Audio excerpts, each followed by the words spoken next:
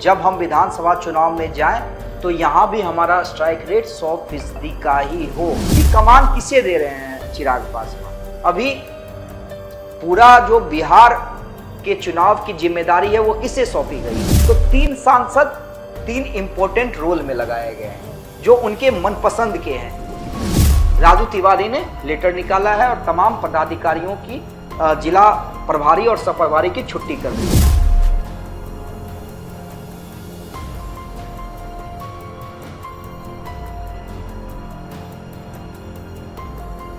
नमस्कार, आप देख रहे हैं देशवा न्यूज। आपके साथ मैं हूं राजनंदनी।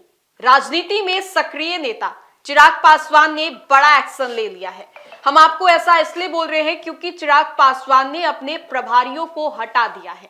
अब अगले साल बिहार में विधानसभा का चुनाव होने वाला है और उससे पहले जितनी सक्रियता के साथ चिराग पासवान आगे बढ़ रहे थे, लग रहा था कि कोई बड़ा खेल करेंगे और अपनी पार्टी को लेकर के, गठबंधन को लेकर के मजबूत और करेंगे। और अब जिस तरीके से उन्होंने प्रभारियों को हटा दिया है, जिला प्रभारी को या फिर जितने भी प्रभारी थे उन सभी को हटा दिया है। अब ऐसे में सभी जगहों को उन्होंने रिक्त कर दिया है। नए प्रभारी को लाएंगे और कौन कौन होंगे वो प्रभारी और किस लिए उन्होंने प्रभारियों को हटाया है, क्या है उनकी प्लानिंग, आज इस वीडियो में विस्तार से बात करेंगे। और इस विषय पे बात करने के लिए हमारे साथ देशवा न्यूज के चीफ एडिटर अमित सर हैं। सर, आपके पास क्या कुछ जानकारी है, क्यों चिराग पासवान ने पद से प्रभारियों को हटाया? देखिए, कुल 76 लोगों को हटाया गया है राजनंदनी, और जो भी जिन लोगों को भी हटाया गया है उनमें जिला के प्रभारी और सह प्रभारी थे। देखिए, ये पहले से नियुक्त किए गए थे। अब आप देख रही हैं कि विधानसभा में जिस तरह से लोकसभा चुनाव में 100% का स्ट्राइक रेट रहा है चिराग पासवान का, और चिराग पासवान क्या चाहते हैं कि सीटों की संख्या जो भी हो, लेकिन जब हम विधानसभा चुनाव में जाएं तो यहां भी हमारा स्ट्राइक रेट 100% का ही हो। चतरा में भी, यानी झारखंड में भी आपने देखा होगा, एक सीट मिली, एक सीट जीता, जबकि वहां पे बीजेपी की करारी हार हुई, लेकिन बावजूद इसके चिराग पासवान की पार्टी चतरा जीतने में सफल रही। लोकसभा में हम सबने देखा है कि लोकसभा में क्या परफॉर्मेंस रहा चिराग की। तो देखिए, ये लोग क्यों हटाए गए हैं? देखिए, पुराने लोग थे। आपको याद होगा कि कुछ महीनों पहले इसी तरह से प्रदेश कमेटी भंग कर दी गई थी, तमाम प्रवक्ताओं को हटाया गया था, फिर नई टीम बनाई। अब इसके पीछे जो मुझे समझ में आता है, जो मेरी राजनीतिक समझ है, कि अभी दायित्व किसे मिला है। ठीक है, बतौर प्रदेश अध्यक्ष ये लेटर राजू तिवारी ने ही निकाला है। भाई, प्रदेश अध्यक्ष है, लेटर राजू तिवारी ही निकालेंगे, उन्हीं के हस्ताक्षर से लेटर निकलेंगे।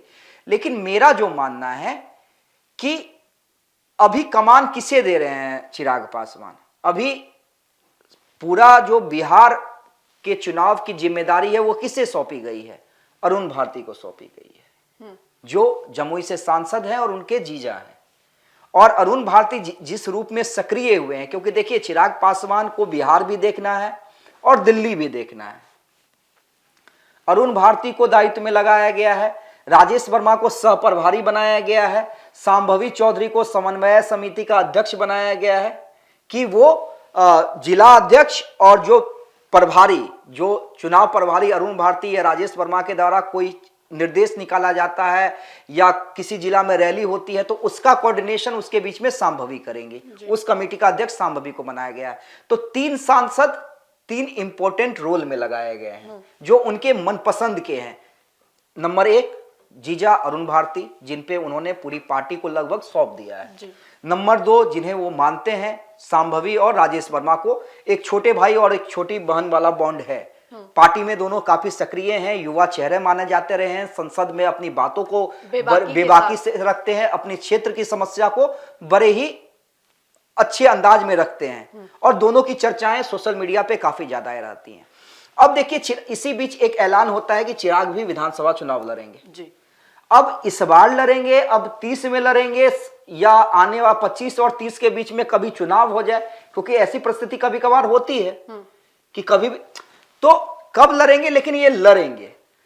तो अब मिला जुला के कि भाई अब फिर से फ्रेश टीम बनानी है। अब मान लीजिए मुझे आपने कप्तान बनाया है, तो जाहिर सी बात है मैं तो पहले पूरी टीम को साफ करूंगा, उसमें से ये देखूंगा कि पिछले वाला पुराना, अगर मैं सही कप्तान हूं तो पिछले वाले के अगर अच्छा रिकॉर्ड रहा है, अगर उसने वो विश्वास पात्र रहा है, मेहनत करते रहा है, तो भैया आपका फिर से टीम में स्वागत है। और अगर आप काम नहीं कर रहे हैं तो आपके जगह नए को नियुक्त करेंगे।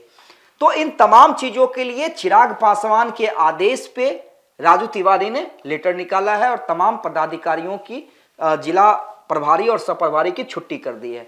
अब देखिए, कहा यह जा रहा है कि शीतकालीन सत्र के बाद चिराग पासवान आएंगे, उसके बाद तमाम लोग जो अरुण भारती हैं, राजेश वर्मा हैं, सांभवी हैं, राजू तिवारी हैं, संसदीय बोर्ड के अध्यक्ष हुलास पांडे हैं, जो भी उनके किचन कैबिनेट के मेंबर हैं, उनके साथ मीटिंग होगी, तमाम लोगों की लिस्ट बनाई जाएगी, आंकड़े मंगाए जाएंगे, किसने कितना क्षेत्र में काम किया है वो देखा जाएगा, उसके आधार पे नई टीम बनाई जाएगी और ऐसी टीम बनाई जाएगी जो अभी से लेकर चुनाव तक एक्टिव रहे, ताकि स्ट्राइक रेट जो हो वो फिर से 100% वाला रहे।